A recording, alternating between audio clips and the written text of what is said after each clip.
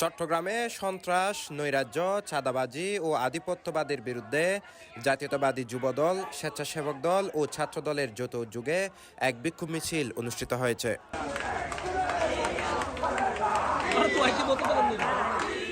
মঙ্গলবার ১৬ সেপ্টেম্বর বিকেলে চকবাজারে চট্টগ্রাম মহানগর যুবদলের সাবেক সাংগঠনিক সম্পাদক এমদাদুল হক বাদশার নেতৃত্বে এই মিছিলটি অনুষ্ঠিত হয়।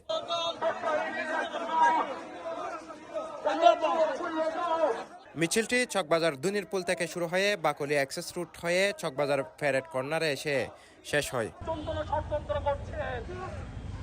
আমরা বলতে চাই, বাংলাদেশ জাতীয়বাদী যুবদল চট্টগ্রাম শাখার পক্ষ থেকে বলতে চাই, আমরা যারা ষড়যন্ত্র করবে তাদের বাসায় বাড়িতে গিয়ে, তাদের আত্মীয় স্বজন বাড়িতে গিয়ে আমরা চালিয়ে পুড়িয়ে দেব।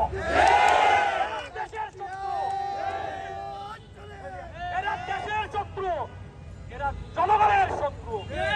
এদের সাথে আমাদের কোনো সম্পর্ক থাকবে। দীর্ঘদিন ধরে বাংলাদেশের মানুষ তার ভোটের অধিকার থেকে বঞ্চিত ছিল, আপনারা জানেন।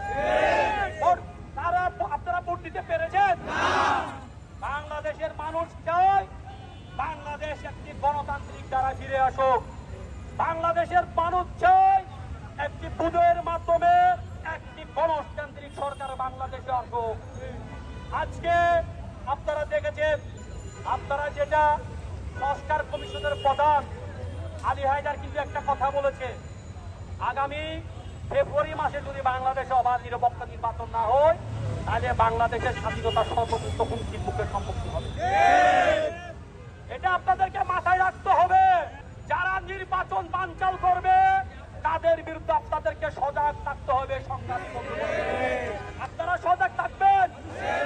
আমরা কোনো নেতা বুঝি না, কোনো গ্রুপিং রাজনীতি আমরা বুঝি না। মিছিলে চট্টগ্রাম নগরীর বিভিন্ন থানা ও ওয়ার্ডের যুবদল, স্বেচ্ছাসেবক দল ও ছাত্রদলের নেতাকর্মীরা উপস্থিত ছিলেন। CTG post, Chittagong.